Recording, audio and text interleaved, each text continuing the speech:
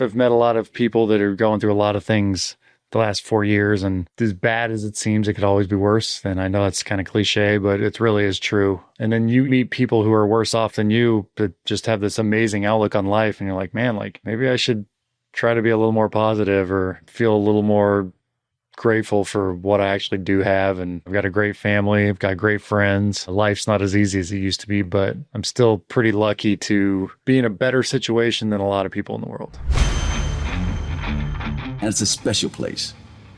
You were a pro baseball player for the St. Louis Cardinals. Let's see, I believe this is their starting date, December 7th, 2016.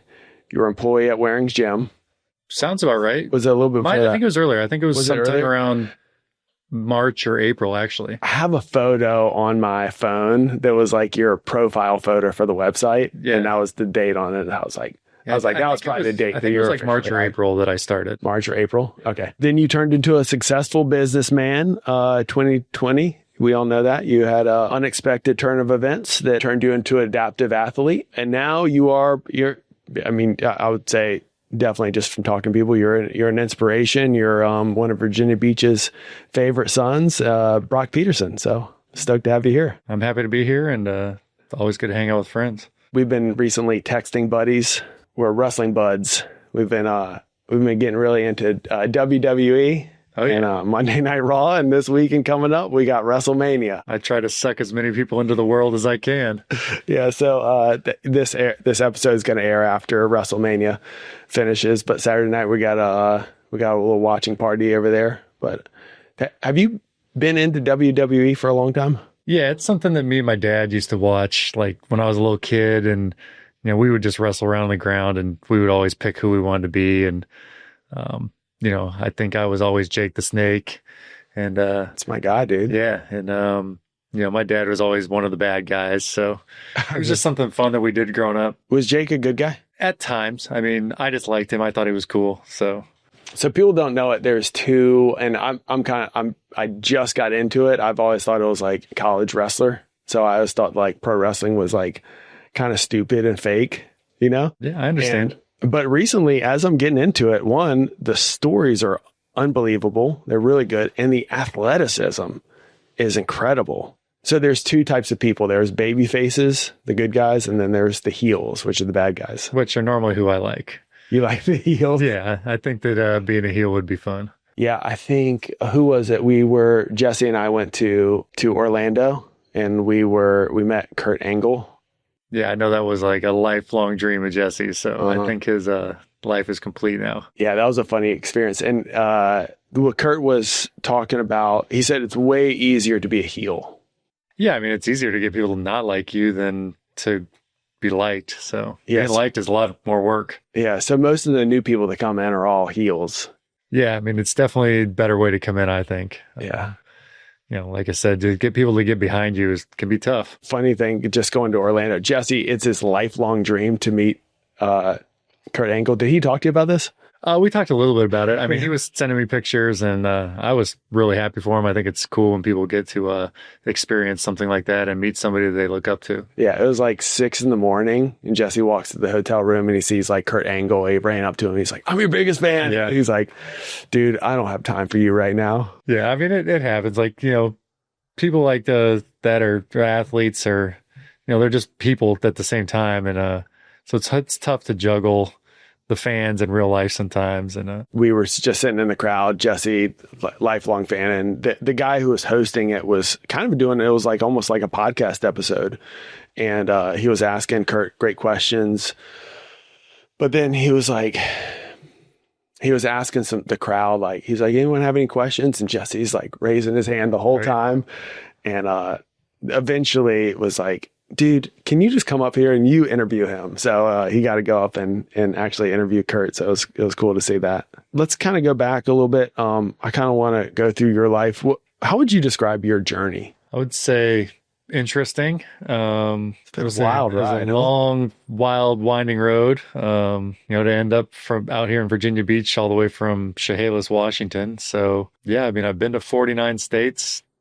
Yeah, all before I was like 35 years old. And I mean, it's been fun, and been a cool experience. Does it feel like a different like lifetime a little bit from like when you grew up like playing baseball? Because that was when we first met. That was when you first kind of got introduced to Waring's gym, Virginia Beach in general. Yeah, I started coming to Virginia Beach around 2009, and Colin Roberson brought me into the gym, who I'd actually never met. I'd played against him, but I'd never met him. And he just texted online and said, meet him at the gym at noon. And, went in there, and you guys basically said, hey, whenever you're in town, come on in. And you guys took care of me. And so it's part of the reason I moved to Virginia Beach was Waring's gym. Oh, really? Yeah.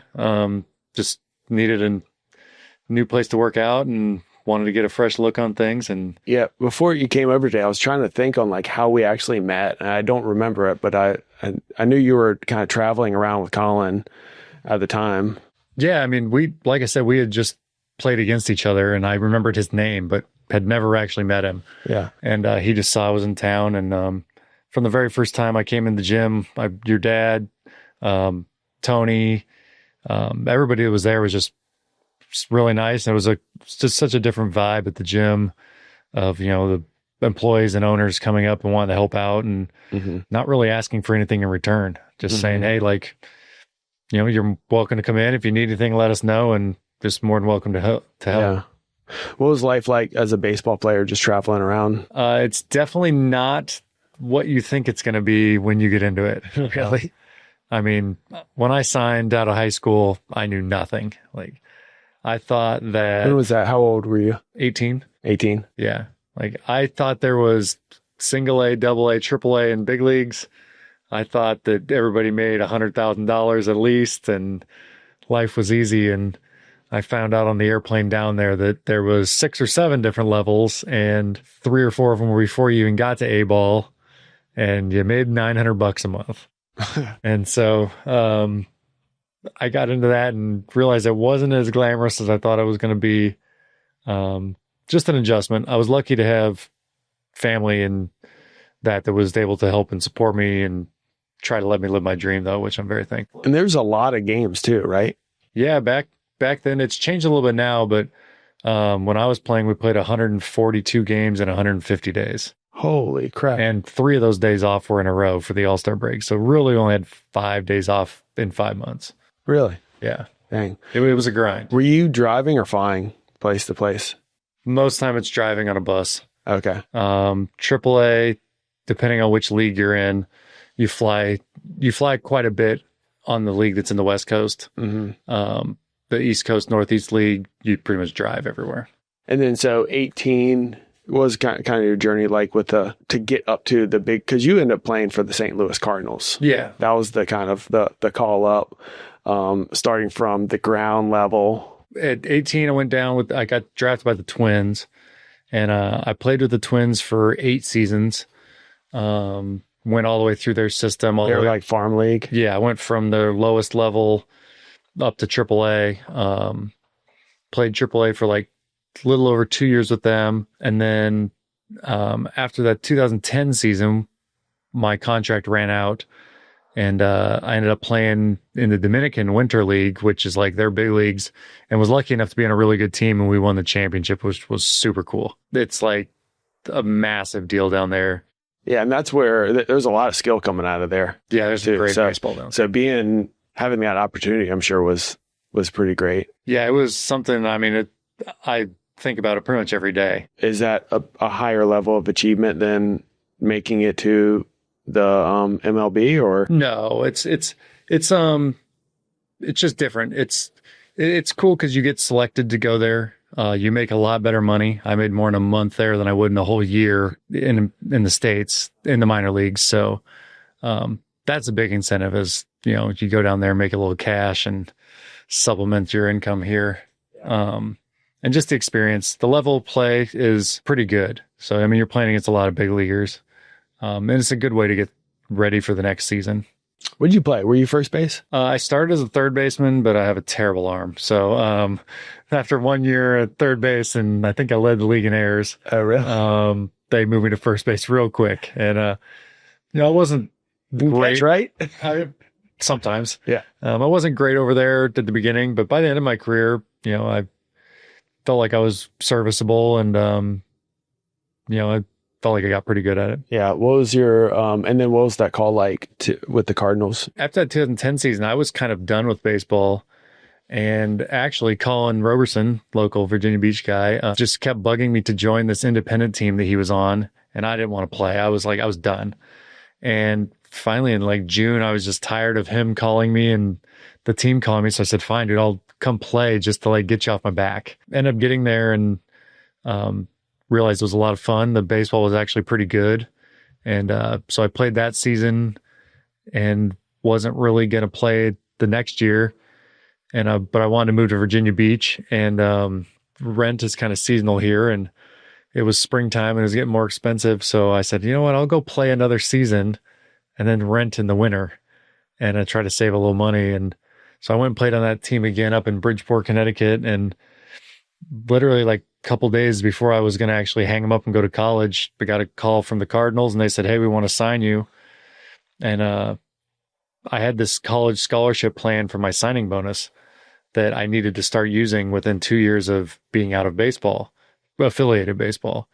And I was coming up on that quick. And the first thing I said to my agent is, just make sure I sign this contract so that 2 years starts over again. Ended up getting a 2-year deal with them, and 2013 played really well and just was lucky enough to get an opportunity to go to the big leagues, which was kind of made the whole 11, or how many years did I play?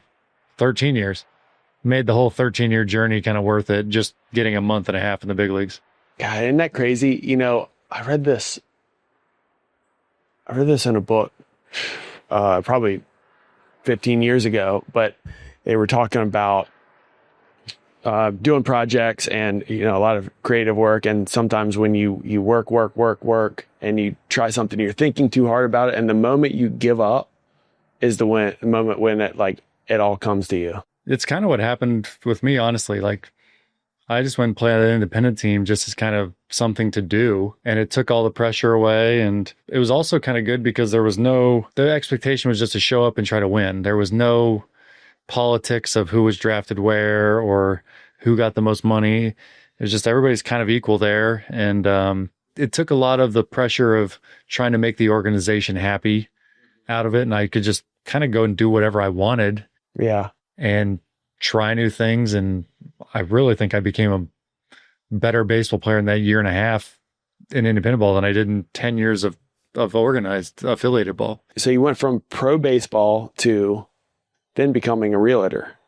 Yeah. So after 2015, I just decided like I was done. You felt good hanging it up at that point? Yeah. I was 31. I'd played for 13 years. I'd gotten sent back to AA for the first time since like 2008, which I was fine with. But after the first month there, I played really well and they didn't even bring me to AAA. And I kind of realized like, all right, this might be the end. And I'm playing with 20-year-olds and my body hurt. I was just kind of over it. And so, Colin Roberson told me this.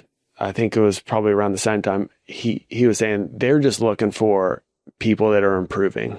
And the moment you stop improving, that's when you get sent down. Yeah. I mean, there's different levels of like, people get a longer leash. Like the guys who get a bigger signing bonus, they get more time to figure it out. Then there's like guys who sign like I was senior year of college who, they might get a couple $1,000 and a hot dog in their contract as a signing bonus. And basically if you don't play lights out from the start, you're going to be gone within a year or two. And it's kind of a bummer because a lot of times those older senior sign guys are just as good, if not better than some of these high round, we call them bonus babies. That just get every opportunity in the world. And just because someone said that they think they're good. Yeah. When a lot of times on the field, the players, we all know who's actually got the talent. And so there is politics and it's a business. It's not always who's the best player. There's a business side to it. People are trying to, cover their butts for giving this guy $1 million and he's not working out, but we're just going to keep pushing him. Yeah. So there is some of that goes on. But yeah, it's a grind, man. I mean, there's always somebody coming trying to take your job and you're all supposed to be friends and teammates and working together, but that, you're also competing against each other. So it is an interesting dynamic. What's competition like in that level? Is it more like based off of stats, or?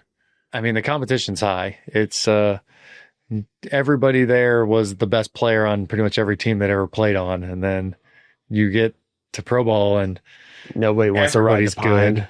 Yeah, I mean, everybody wants to play, and but I mean, just everybody's good, and so kind of the big thing that separates guys is some guys just can't handle not being the best or struggling.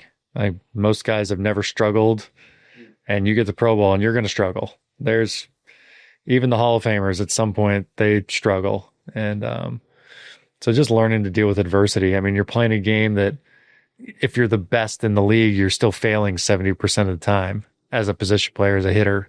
So, yeah, I mean, it seems like a really mentally tough game because you are striking out most of the time. Yeah, I mean, it's a kind of a brutal game. Like as a hitter, you can hit 4 or 5 line drives one day, and like at the end of the day, you won those at bats, but they could all go right at somebody, and you're 0 for 4, 0 for 5, and on the stat sheet, and it looks like you just had a horrible day. Yeah.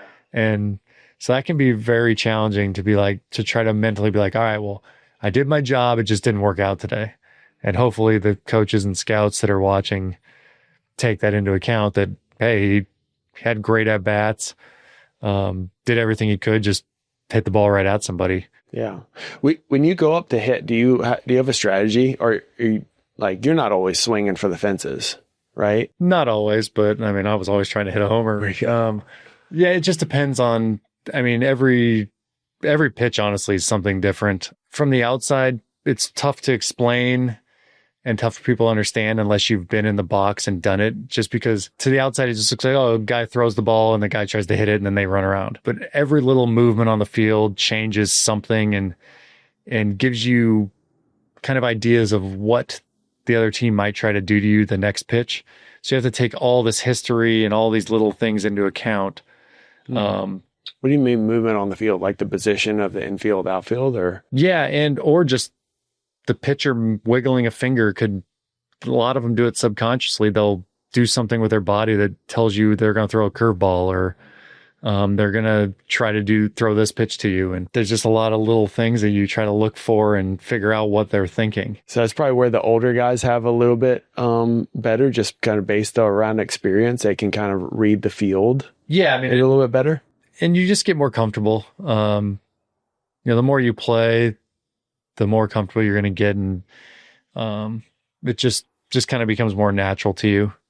But yeah, there's a lot on the baseball field that's happening that the general public or fans from the outside don't really.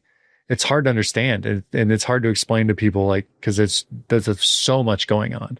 Yeah, and that's what I've kind of liked about watching wrestling watching it with you and Jesse, and because you guys kind of the first time I came over and watched Royal Rumble, you guys were kind of explaining kind of what was going on, and there's a little bit there's more depth to most of what most people will see, you know. Well, yeah, and Jesse's great to watch it with too, because he's done it at some level. He's actually in the ring, and so he's got an idea of what the inside looks like a little bit. So he's taught me a bunch about it, which just makes it more fun. I mean, wrestling's the best when you watch with friends and like you've got people to talk to about it, and you can kind of nerd out on it. And like I said, before Jesse likes to tell people I'm a 15-year-old dude. I like metal music, wrestling, and lifting weights. So yeah, I should introduce you like that. Huge Metallica fan. Yeah, pretty much anything metal fan. So you got out. Were you trying to figure out what you're going to do with your life? Yeah, man, it was a big change. I knew I was going to go back to college at some point, just because I had that scholarship plan. Did you? You did, right? Yeah, I ended up going back in 2000. I think I started 2017. Oh, okay. Yeah. And I graduated in 2019. So I fast tracked it. I did TCC and ODU. But I went all summer, all winter, no breaks. I just wanted to get it done with. Yeah. And you got your real estate license? So I got my real estate license in the end of 2016. I did that off and on for 4 or 5 years. I always wanted to own property and try to have a couple rentals, which I did and had a good experience doing that. Can we kind of briefly jump into 2020? 2021. 2021. Oh, it was 2021? Yeah. Oh, okay. Just jumped off a boat, hit something? I actually just jumped off the beach. Oh, really? Yeah, I was out on a boat trip with friends for July 4th, the start of July 4th weekend, and that was like one of the 4-day weekends for July 4th that year. And it was kind of the first weekend I really was going to have off in a couple of years because I was going to school. I was working at Wareing's. I was valet parking cars down at Rockefeller's. I was doing real estate. And then in 2020, the end of 2020, I got a job doing surgical sales. So that was my new full-time gig. And so this weekend was kind of like the first weekend that I wasn't doing one of my side hustles.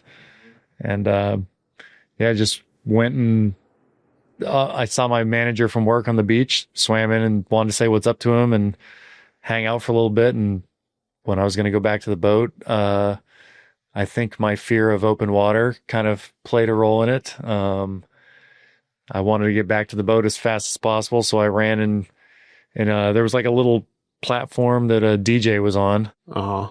There's maybe a foot above the water. And I just ran and jumped off that. And the tide had apparently went out because it was chest deep earlier in the day and it was only like knee deep when I jumped and didn't really feel, I kind of felt like I got electrocuted for like a half second and tried to swim and it was weird. I was like, I'm not moving. And I opened my eyes and my arms were just hanging in front of me. And I knew instantly what had happened. And at that point, I was just like, shit, I'll just hold my breath and hope someone sees me. And right before I passed out, my buddy, my manager from work. You were underwater? Yeah, I mean, I was just floating on the top. And I almost got myself turned over at one point. And then like a wake from a boat had hit me and flipped me over. And at that point, I thought I was done. And they said I was probably in the water like close to 40 seconds because they thought I was looking for my sunglasses. They said it looked like I was just like looking for something. And right before I passed out, they pulled me out of the water. And after that, it was just kind of chaos a little bit. Like the sun was in my eyes. I couldn't really see much what was going on, but I knew what happened. Mentally, it's a different, because there's a long journey. Yeah, I mean, ahead when that happened. I was hopeful. I had a couple people I knew growing up that had had accidents like mine and had all recovered. So I knew it was possible. I was hopeful, but it just didn't happen for me. So yeah, it's kind of one of those things. There's no one really knows if you're going to get better or not. And, you just hope you wake up one day and everything comes back. Like one of my buddies back home had that happen to him. And after 3 weeks, all of a sudden, just everything came back. Yeah. What's been the biggest impact for you to like keep going? I mean, obviously you gotta my family. Life doesn't happen to you; it happens through you. So I mean, my parents really just kind of don't want to give up for them. Mom's a superhero. Yeah, she moved out here the day after I got hurt, and she's been here ever since. So yeah, my family's pretty awesome. It'd probably be easier if I went back home and just moved into their house, but they know I like it out here, and they're supportive, and they haven't laid the law down and told me I have to move back home yet. So has your mom become a fan of wrestling as well too? I think she tolerates it. She normally leaves the room at 8:00 when it comes on. So, which is fine. Gives me my time, and she can go watch her stuff in her room. Mm-hmm. I always think there's a term we use a lot of times called emotional stamina. It's the harder things get, the more you rely on your fundamentals, right? Like eating, moving, sleeping, breathing, being present, celebrating with friends, and prospering, moving forward with hope, the belief that the future is going to be better than the present. The difficult thing, I think, with the fundamentals, and you kind of going through that experience, maybe the darkest moment is being able to move, right, and exercise. That's a fundamental, and you don't have that ability anymore. Has there been you've been working out over at Kaizen? Yeah, I mean, I would say that as bad as my injury could have been, I'm still kind of lucky because I do have some function of my arms, which, just a fraction of an inch in a different direction, I could be no function at all. So I am lucky in that regard that I still am somewhat able to be kind of independent with some things. And yeah, my whole life being an athlete, I've basically lived in the gym. And so that was pretty tough not being able to go do the things I want to do anymore. And yeah, luckily right here in Virginia Beach, we've got a place that, supports the community, and it's kind of unique. There's not really many of them in the world where it's free. It's 4 or 5 days a week that we have a class that we can go to at Kaizen. And the community that I've found there with people in my situation like mine has really been valuable for motivation, for just making new friends that kind of know what you're going through. That's been huge. Yeah, it's really cool. The fitness community right here, kind of in Virginia Beach. And Emily is not just like doing something, but she's really kind of leading. I think she's leading the movement on adaptive training as well too. There's a lot of gyms around the country that are starting to try to follow her model with, being an adaptive free, like she's a 501c3 status charity. And then, so she runs her normal business with, her able-bodied paid customers, and then runs her charity at the same time out of the gym, and does fundraisers and supplements it that way for us. And so she puts a lot of time into it. It's a lot of work. Yeah. I got to hand it to her. She shows up every single day and puts time in to give us something to do. And, there's a couple other of them out there that do like 1 day a month for like a workout for adaptive people, which is great. I mean, anything is better than nothing, but the fact that she's doing 4 or 5 days a week is, it's pretty amazing that, and it's a couple miles from my house is even luckier that I've got that to go to. Yeah. Every day. Yeah. Yeah. It's definitely, I got to give her a hand for what she's doing too. Yeah, absolutely. Within the community, and yeah, definitely benefits. Yeah. She's a great advocate for, we have people that come in that strokes, spinal bifida, lots of spinal cord injuries. Trying to think of pretty much any kind of limb deficiency. There's some amputees that come in. But yeah, anything that could really make fitness a challenge. And yeah, have you connected a lot with some of the other people, like kind of the community that you work out with? Yeah, absolutely.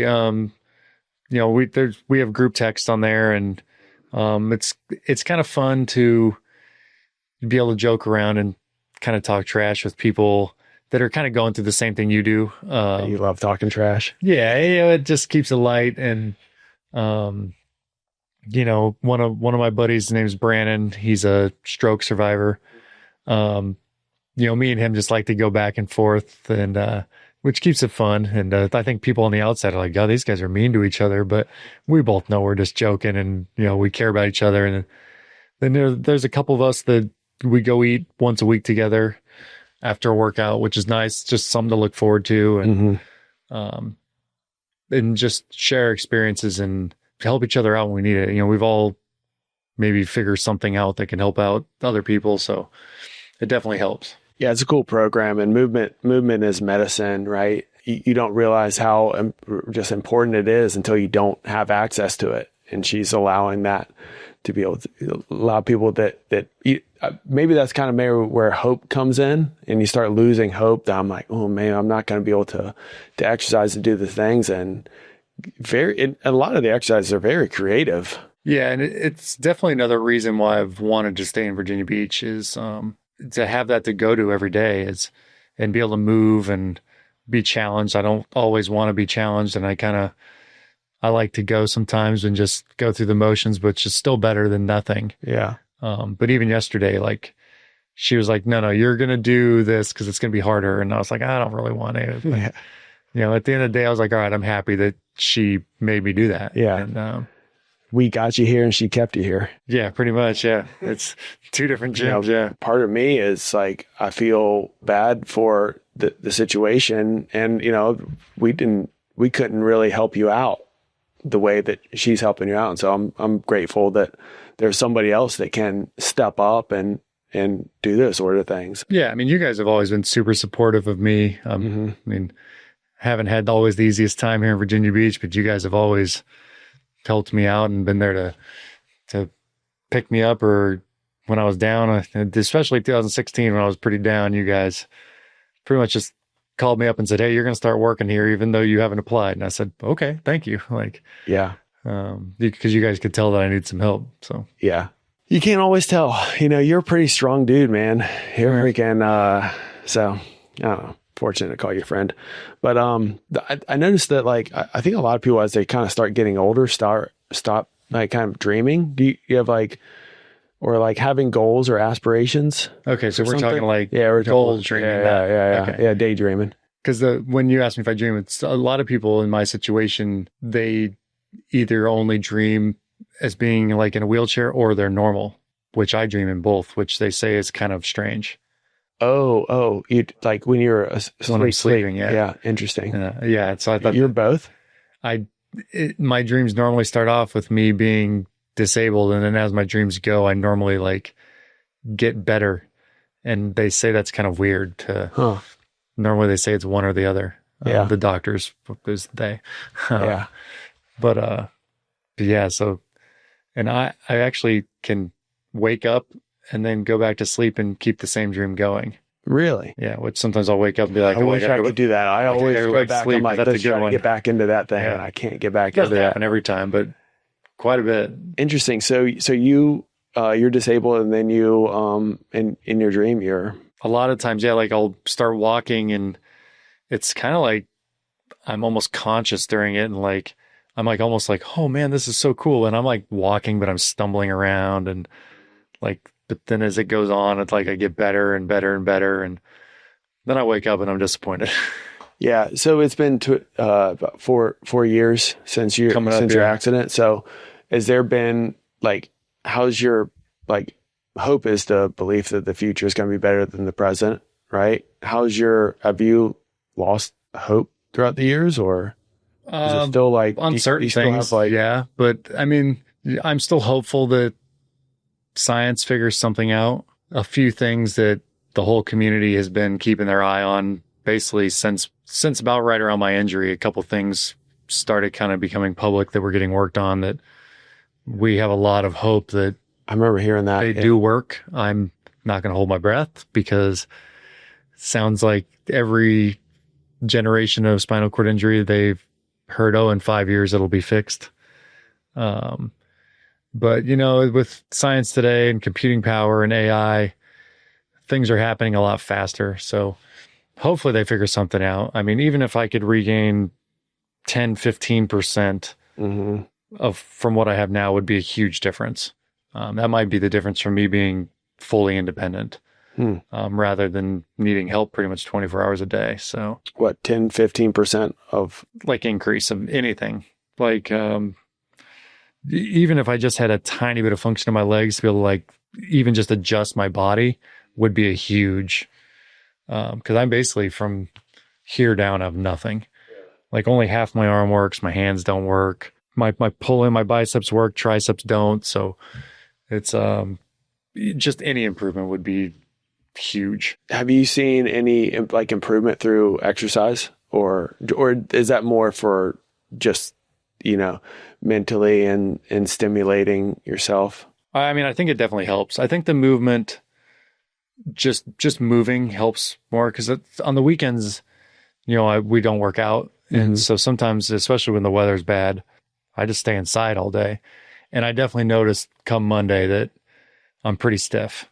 Okay. And So just the movement alone of just getting my shoulders moving and stretching out. And since I'm done with physical therapy now, I did that for 3 years, which I was very lucky that they let me keep coming for that long. Just the movement, I think, it's huge.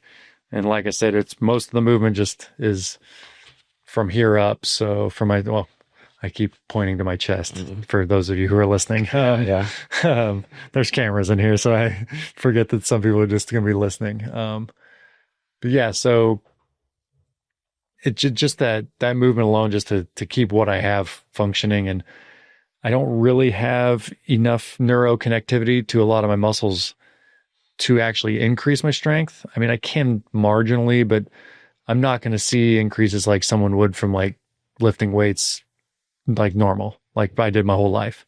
Basically, I'm just trying to hang on to what I've got, if that makes sense. Yeah. Is there anything you have to say for people that are going through anything challenging? Just don't give up, really. I mean, that's all I can really do. Is there's a lot of days where I don't want to get out of bed and don't want to do anything, but when I do actually get up and get out and do stuff, it's definitely better than just sitting around. I've met a lot of people that are going through a lot of things the last 4 years, and as bad as it seems, it could always be worse. And I know that's kind of cliche, but it really is true. And then you meet people who are worse off than you, that just have this amazing outlook on life, and you're like, man, like maybe I should try to be a little more positive, or feel a little more grateful for what I actually do have. And I've got a great family, I've got great friends. Life's not as easy as it used to be, but I'm still pretty lucky to be in a better situation than a lot of people in the world. Yeah, we talked about in the last episode too, just don't quit attitude. Whatever you're going through, don't quit. Action comes before motivation. So sometimes just getting out and doing it. Yeah, and that's the gym really plays a huge part in that. And this week, my old physical therapist called me up, and she wasn't working on Monday and asked me to go for a bike ride. I have this cool four-wheel electric bike that my friends bought for me. And so got out on that, and did 10 miles, and I was just grateful to be outside and have somebody to kind of talk to. And so I'm very lucky to have people around me that are willing to put time in and go out of their way to kind of just try to make my day better. And then kind of going back to the fundamentals, the celebrating things and socially having fun. We're going to start having parties at your house for wrestling watch parties. Absolutely. Yeah. So we got WrestleMania coming up. We got any predictions? There's quite a few matches that are pretty interesting. I'd like to see Jey Uso win against Gunther. Oh man, I'm a Gunther fan. I mean, I love Gunther. I think he's great, but I think the crowd is ready for Jey Uso to win. I don't think that has he never won? I'm not sure if he's like a singles title. Oh, okay. Because he's always been a tag team wrestler with his brother. What are the titles? What's going on? Is it just are they made up? Well, yeah, the whole thing's made up. But I mean, I guess you're right. Whenever somebody says, "Oh, wrestling's fake," I'm like, "Well, do you watch shows on TV? Do you watch movies? Those are all fake too." It's well, you know how the UFC made the BMF title? Yeah, I guess they would all kind of be like that, but you've got your titles that it's something that it's the goal. So there's singles and there's tag team. Yeah. Basically. Yeah. I mean, WWE has multiple world titles. They got a Monday night world title and a Friday night world title because they're two different shows. You've got your U.S. championship, you've got your Intercontinental, and those titles are basically to make the middle of the show interesting. Yeah. Because normally the shows start off with something big happens at the beginning, and then you got an hour and a half in the middle to kind of fill with storylines, and that's kind of like where your comedy stuff comes in, which I think is really fun. Yeah. And then you got your main event at the end, which is always back to one of the big storylines and the superstars. And the mid card kind of is what they use to build up their new wrestlers. You'll use veterans to work with younger people to teach them, get them experience. So it's just all different things to keep people interested and kind of, it's just the next goal to work towards. Yeah. And then, so what's the Cody Rhodes and I actually forgot who he's. Oh, John Cena. Yeah. Yeah. Oh, I was thinking about this morning. I drew a blank. That's the big one, right? That's the big title. Yeah. Well, I mean, Cena's a heel now for the first time in 22, 23 years. He was kind of a heel when he first started out and then became a face, and he's been the ultimate baby face. Yeah. I mean, he's done more Make-A-Wish things than anyone in history. I think he's done over 7, almost 800. Make-A-Wish. Is that like just the charity? Yeah, the charity where they like sick kids. They get to like meet. But you mean he just does a lot of charity work? Yeah, I mean he's constantly doing stuff with kids, and so it's interesting now because his whole thing has always been like, work hard, respect people, like hustle, loyalty, respect has always been his tagline, and now he's the exact opposite of that. And he's retiring at the end of the year. So it's kind of interesting and probably pretty fun for him to get to be on the other side of it. Yeah. I'm not sure what they'll do with that match though. Yeah. I was going to say, what did you think about my prediction that Kevin Owens is faking a neck injury? I think because Cody and Kevin wrestled. I was at your house for I think at the Royal Rumble they had a match. Yeah, and that was a gnarly match. Yeah, and that might be what Kevin hurt his neck, honestly. Yeah, that's that in slam. Yeah, they had the spot on the ladder. Jesse and I watched that the other day. It was pretty. I rewatched last week's SmackDown last night, and there might be a work that he's not actually hurt, and okay. Will come back and interfere. Okay. I mean, it could go both ways. It could be legit, but a lot of times it's a work, and it's just basically so they can surprise the crowd. And it'll be interesting with Cena though, because if he wins another title, he becomes the all-time record for the most title wins ever to beat Ric Flair. Oh, so really? There is kind of that in play too, where you're like, are they going to give him that record or are they going to leave him tied? Yeah. Speaking of Ric Flair, we're trying to get him on the podcast. We've been reaching out every week to Ric Flair, trying to get him on. We're hopeful he's going to be on one day. Rick used to come to the gym all the time. Yeah, back in the day. I remember seeing him on his documentary with wearing gym gear on, which was pretty sweet. Yeah, there's a photo I sent you the other day of Tony working out with Rick, and they used to do that deck of cards workout. I've done it, but they would only do squats. Okay. So it'd be like pull a card. It's like I got to do another set of squats. So him and Terry Allen still follows us on Instagram, Magnum TA. Okay. So what's the Charlotte? Because I don't see this on Raw. I don't watch SmackDown. But what's the Charlotte Tiff beef? Well, they're kind of the same character almost. Just one's a veteran and one's a rookie. So it's I love it. I love the women's wrestling. I think that their stories are great. They do. Are they in WrestleMania? Yeah, they've got a title match. Because I remember seeing Charlotte and when we watched the Royal Rumble, but I haven't seen any of her. Yeah, well, she's been on SmackDown, okay. I think. Okay. And it all kind of runs together. What happened with there was like the little beef of like, she like said some pretty real stuff to her, right? Tiff kind of brought some personal life into it. And you never know if that was talked about before and they're just playing it up for the crowd, or if she did what's called a shoot and kind of brought it up out of the blue and surprised her with it. So, they've turned it into they've kept it rolling with it, and definitely makes it interesting when their real life is getting drawn into, the fun world of wrestling. Yeah, we love tuning into drama, don't we? It was pretty awesome when it happened. Who do you think is El Grande Americano?